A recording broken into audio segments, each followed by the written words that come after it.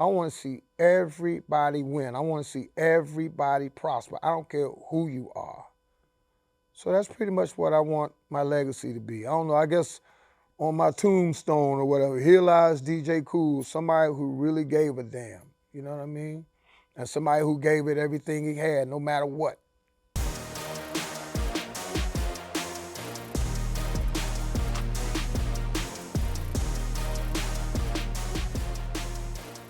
Welcome to DMV The Beat. Hip-hop and go-go pioneer, legendary party starter, always repping his city. This is the story of DJ Kool. This neighborhood right here means everything to me. Southeast is where the whole DJ Kool thing started, right here. This is where I produced my first records at. Everything right here in this house. I don't know who lived there now, but I think I left a whole lot of good stuff in there. Myself, my mother, my father. We played a lot of touch football right there, you know, from light post to light post. Those was our goal posts. We sat on this corner right there. Here, come on, follow me a little bit. You know, y'all DC people know what joning is. In other places, they would call it snapping or cracking on somebody or whatever. Well, DC, we call it joning. Right there on that corner right there. Actually, that brick, that particular brick wasn't there then. It was a different structure. But right there on that corner, many a good joning sessions, boy. Many people got joned out right there, including myself. So you either had to be the one doing the joning, you know what I mean, like going back and forth, or sitting back on the sideline, laughing at people getting joned on, and then it would come around to you, oh, what you laughing at? Your mother such, you know. So many a days, man, right there. My best friend grew up right over there. Well, not that particular apartment, but a couple of apartments down. Right here, this is K Street. And all my friends, man, all up and down here, all down there. My name, DJ Kool, came from sports. It came from basketball. Shout out to Budzo and Jody, if they still here with us. Those were some cats that I played with. I think the team was, we were playing for the Immaculate Conception, I think, at the time. And back then, some of my earliest sports influences were people like Magic Johnson and people like that. So I couldn't just come down the court just regularly. I had to go between my legs, behind my back, do a spin, this and that. And so these guys, Budzo and Jody, they say, man, look at that cool MF coming down the court. Look at that cool MF coming down the court, right? So I was like, oh, for real? So I'm cool. All right, so I'll be cool, and I'll spell it with a K. When I became a DJ, I just decided to call myself DJ Kool. I think the first time that I felt that music was impactful to my life was, I was starting to go to clubs, and I heard a DJ named Maniac McLeod. And this dude was incredible. Mixes was seamless. His mic game was incredible. And I'm like, you know what? I think that's what I want to be. So I started studying him. I guess the same way you could say that Kobe studied Jordan or something like that. You know what I mean? He took me under his wing. He never sat me down and showed me, all right, Kool, you do this and you do that. I just used to always come to the club and I would watch him, and then I would go home and practice some of the mixes that he done, and then I say, you know what, okay, I did it his way, now I want to put my little spin on it and do it my way. And so eventually I kind of evolved into my own thing, which is, I like to say I'm Maniac McLeod 2.0. This is what DJ Kool is. My life before 1996 was pretty busy. I started as a DJ in 1977. As a mobile DJ, as they call it. I was working for a company called the Sound Service. Shout out to Dr. Ashton Greaves. He was the one that brought me in the game. And I worked with the Sound Service for 2 years. And then I got approached by a guy named Richard Jefferson, who was in the club, working at a club called the Paragon 2. And he happened to catch me at one of the Sound Service gigs, and he was like, Kool, you good enough to be playing in clubs. I'm getting ready to leave the Paragon. Paragon 2 used to be up in Northwest DC back in the late 70s. I'm getting ready to leave the Paragon, man. You need to come up there and take my spot. I go to the Paragon 2 in 1979, and that was my first club. And I started in the clubs in 1979. I worked in every major urban club in the district, between DC and Maryland, from 79 to 96. One time I was working 7 nights a week. Hit me with the horns, man.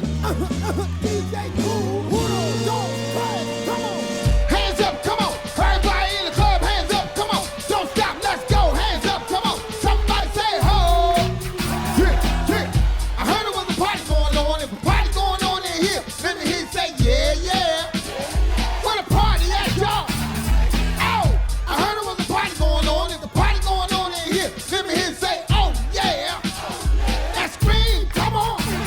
Now if y'all come to rock, and you know that you wanna rock right now, somebody say we wanna rock right now. Come on, y'all. I said, if y'all come to rock, and you know that you wanna rock right now, let me hear you say we wanna rock right now. Come on, y'all. Yeah. Somebody say party over here, ain't nothing over there.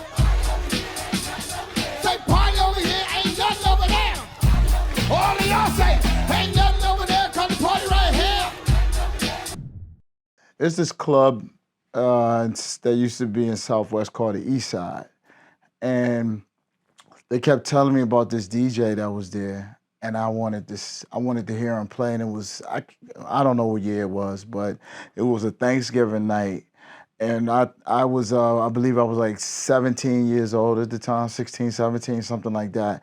And I went down to the club, and I knew I wasn't old enough to get in the club. But, you know, I'm that type of person, you put me in the right situation, we're gonna make something happen. So I don't know how I did it, but I ended up talking to the owner and manager of the club, and I won him over, and he let me in. I never told him how old I was, but we talked and had a good time. He let me in, and then I saw something that blew me away. I saw a DJ that just took complete control of a crowd and turned this party upside down, and I had never seen anything like that. And that's what I wanted to do. I've been DJing high school parties and all this other stuff, but it was something missing, and it was that mic work. In the way he just commanded the crowd, I was like, yo, this is incredible. So I started adding that to what I was doing, but I really wanted to meet him. And so I had heard about him spending every other Tuesday night at the East Side. Now remember, I'm still in high school. And so what I did was, it was a school night, Tuesday night. And I took my mom's car, pushed it out the driveway, and pushed it down the street, stole my mother's car, went to the club, talked to the manager again, got in, went to the DJ booth while Kool was playing. He doesn't know me from nothing. And I bust through the door, boom! What's up, though? My name DJ Flex, and I'm trying to get on. And Kool looked at me and just bust out laughing. He was like, look at this guy here. And it was funny. He couldn't believe that I had the balls to come down and bust him into while he's playing and say, I want to get on. And he laughed at me, but he saw that I was determined, and he gave me a chance. He said, I'll tell you what, you come back in 2 weeks and I'll let you guest DJ for me. I practiced for 2 weeks straight. Oh man, I'm gonna crush, I'm gonna go in there, I'm gonna do it. I had my whole set ready. I come back, steal my mother car again, I'm ready. I get in the club, I got a whole crate of records. I get in there and I'm ready. And he didn't tell me that there was gonna be another opening DJ, guest DJ that night, DJ Special K. So Special K gets on before me and plays everything. I mean, he got the crowd going. My whole set, I'm watching it evaporate in front of me. And I'm like, oh my gosh, what am I gonna do? Then it was my turn to get on, and I bombed. It was the worst set I've ever had in my life, because I'd never been in a situation where I had to adjust to the crowd and go a different route. I didn't understand how to call an audible at that time, so I was a very young DJ. And I bombed really bad. I was crushed, I was mortified that everybody's just cleared the floor, and then everybody looking at the booth like, who's this guy? Get him up out of there, get him up out of there. And they got me up out of there. And Kool came back on and went a whole different route and immediately had the party right back rocking, and I was blown away. And he told me, man, he said, young fella, don't worry about it. You're gonna be all right. And that was the beginning of our relationship. And things went amazing after that. And Kool been in my life ever since. Triples nightclub. He was DJing every week at Triples, and I was a patron of Triples. I would always be at Triples. Then he was at the Quonset. Then he was at the Atlas. Then he was at the Ritz. Then he was back at Triples.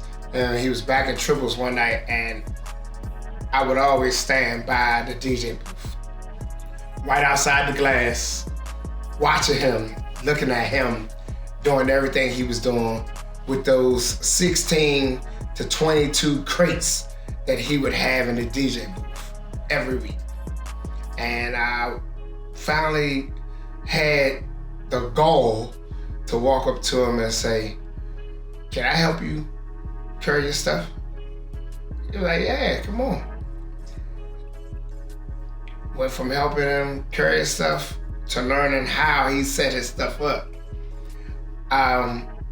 Became the dude who would meet him at the clubs, be his roadie, carry 16 to 22 crates in the club, up the steps, get him in and sit him right.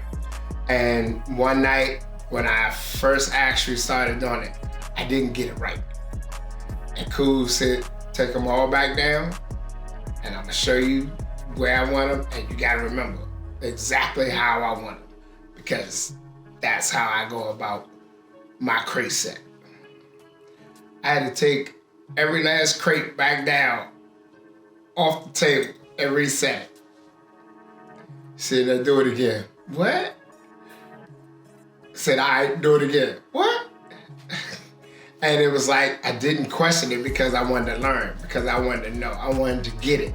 I wanted to be able to do it without him telling me. He said, so if you remember this,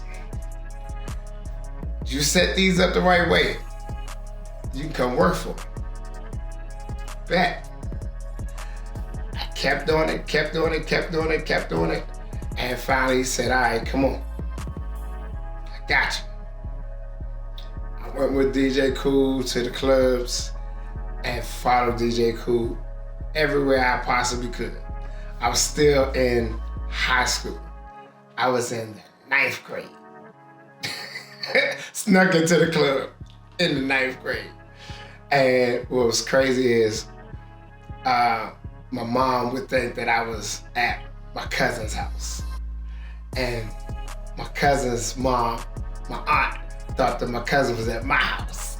And we were sneaking out, and we were going to Triples, and we were going to the Quonset to party with DJ Kool. But all along, I was going to work, and I was actually learning things as far as what I needed to know, simple about setting up and listening to this man on the turntables, doing everything he did from start to finish, and being able to put it into my own work and create art. I had other musical influences as well. Grandmaster Flash was a musical influence of mine as another musical influence of mine as a DJ, and Grandmaster Melly Mel was my first influence as far as being an MC is concerned. And that's on my hip hop side. On my go-go side, our godfather, Chuck Brown, was my musical influence as far as go-go is concerned. And so that's why you get this hip-hop go-go thing with me. Like one side of me is hip-hop, the other side is go-go. 1996 is when everything started going to the next level. When Clear My Throat came out, or Let Me Clear My Throat came out.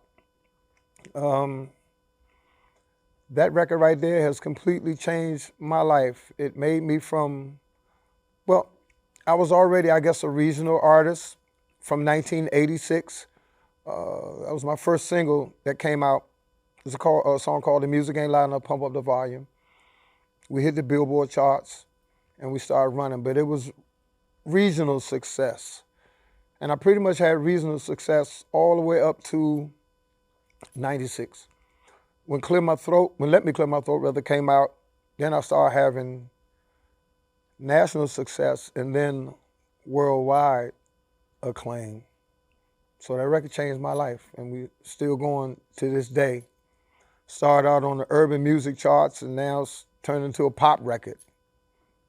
Record turned gold in 2 months after signing with American Records. And right now, the RIAA is researching my numbers right now to see if this record is actually platinum or platinum plus. It's been 27 years. Hey, yo, Thrill, hit me with the horns, man. Let's go.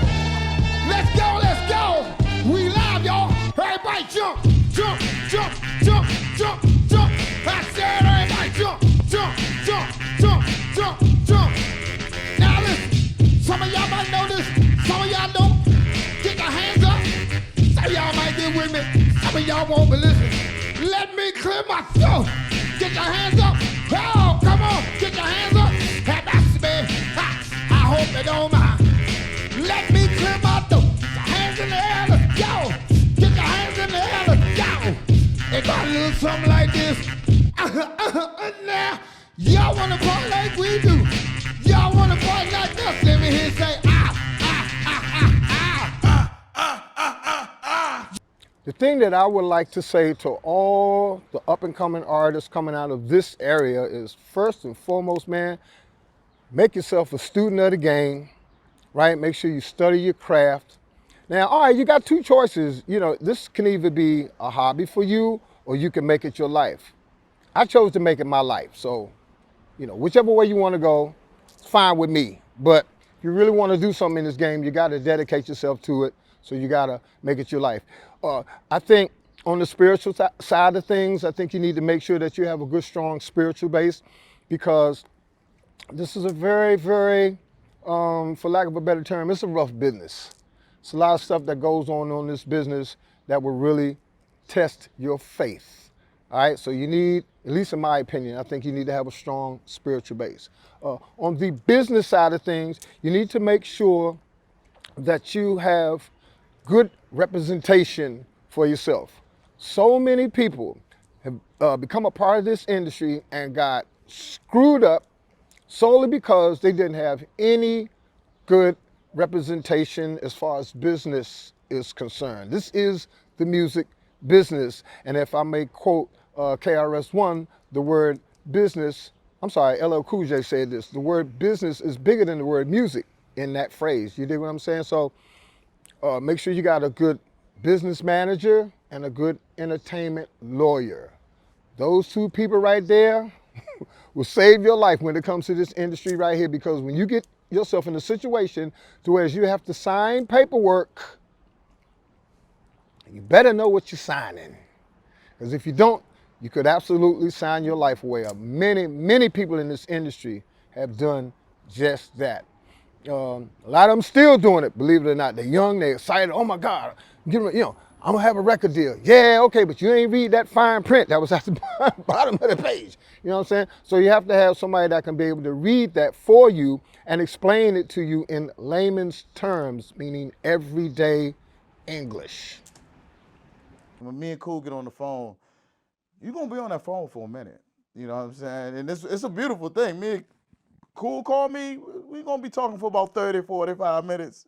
And we talk about everything, not just in music. We talk about life, our struggles, our dreams, DJ Kool, you got to think that he don't look his age at all. You know what I mean? And then to be an accomplished man at the age that he is, and he still talks about dreaming, I mean, that's amazing, He feels like he's got more to do. He's got more to prove. And so do I. And I get that from him. And so I love our relationship. And it's the thing is that it's so tight that it doesn't matter what each other is doing. We might be doing a party. If I see his name pop up on my phone, I'm answering it. And he'll do the same for me. He might be getting ready to go on stage on the show. He'd be like, yo, I'm gonna hit you right back when I finish. But that's we don't do that for everybody. You know what I'm saying? I'm like, all right, I'll just hit you back, send you the voicemail or whatever, get back voicemail. Don't nobody answer voicemails anymore, but I'll make the call go away. And but for Kool, I'm always gonna pick up. DJ Kool is a force to be reckoned with. Always has been. And anytime that somebody might sit up and cast, oh, he's done, Kool say no. And we'll show that he's not done. He's done that throughout the course of the last, I would say, 5 to 10 years, just let alone. He came up with a line dance song, that's the Cha Cha Cha, which kind of like ruptured even through the time of us going through COVID. He still has songs like Music Ain't Loud Enough, like Clear My Throat, that's worldwide, that has been played. It's been times when I've heard Clear My Throat at the Super Bowl and I'll text Kool, yo, they playing you in the Super Bowl. Like, it's times when you hear him at an NBA All-Star game, you'll hear the music. Kool don't even have to be in the building for somebody to represent DJ Kool. And it's like, with him, he has always had that voice, that air, that attitude, that presence of people that nobody could ever forget. And that's worldwide. I'm talking about nationally. I'm talking about people of high stature will never forget the name DJ Kool. Let's go! It takes two to make a thing go right. All the fellas in the place sing along. It takes two to make it out of sight. All the independent women, where you at? Come on, come on. It takes two to make a thing go right. All the fellas in the place sing along. It takes two to make it out of sight. Now I wanna rock right now. I'm DJ Kool and the candy get down. Cause I'm acting nasty, no. That's my styles on the microphone because I get, we get, oh, he gets stupid. I mean, I play with me, here it goes crazy. Cause I'm a winner, no, not a loser. I'll be a DJ. What I choose, ladies love me, girls adore me. I mean, even the ones that never saw me like the way that the rhyme in the show. The reason why I know you know, so let's go, girls. DJ Kool is like your favorite uncle that don't drink. You know what I mean? He's funny, he's incredible, but he's focused. He's very focused, and he is very deliberate, and he strives for perfection. He wants everything the right way, and he knows what he's worth. When it's all said and done, I guess I want my legacy to be of a person that believed in himself, stuck with it no matter what, and tried to make sure that I did things the right way, tried to make sure that I was a source of information and inspiration for the next ones, and just a person that want to see everybody win. Like, for real, I don't have a hating bone in my body. I can't do that, man. You know what I mean? I don't have that in me. I want to see everybody win. I want to see everybody prosper. I don't care who you are. So that's pretty much what I want my legacy to be. I don't know, I guess on my tombstone or whatever, here lies DJ Kool, somebody who really gave a damn. You know what I mean? And somebody who gave it everything he had, no matter what. I see another massive record for him. I see him doing something that's going to really change the industry again in a different way. And I like the fact that it's going to come from him. He's going to pull off something that's going to set the world on fire. And then the fact that he's a seasoned veteran, it's going to show you that it doesn't matter how old you are or what's going on in your life. Don't stop dreaming, and you can just shut it down. And it comes from his heart. I don't know what he's about to do, but I know it's going to be big. I just want to thank everybody for supporting me all of these years. And I want everybody to know that I look up to my supporters. I don't even call them fans, I call them supporters. You know what I mean? Because if it wasn't for the supporters, there wouldn't be no DJ Kool. So I want everybody to know that. And I'm just trying to be the best person I can be, the best entertainer I can be, the best father I can be. Shout out to my daughter, Dominga. Daddy love you. She my world, she know that. Matter of fact, I'm doing everything I'm doing now. I ain't doing it for me no more, I'm doing it for her. And that's it, man. Just an old cat from Southeast, you know what I mean? When I say freeze, stop on the down. Freeze. To all the ladies in the place, you got real hair, real eyes, real fingernails. You got a job, you going to school, you're a good mother, and you don't need nobody to help you handle your business. Independent ladies, make some noise. So, set the flavor of the rhythm I wrote, and while I got a chance here, let me clear my throat. Oh, let's go, y'all. How about you, man? Ha, I hope you don't mind. Ha, let me clear my throat. Get your hands in the air, let's go. Get your hands in the air, let's go. Come on. It got a little something like this. Now we need to have fun of my show, please. And the beat goes on. Thank you for watching. Somebody, anybody, everybody in this joint, make some noise in this joint, man!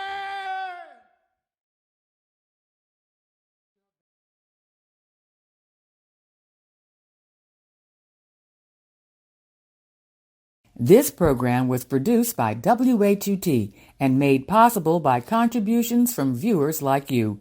For more information on this program or any other program, please visit our website at whut.org. Thank you.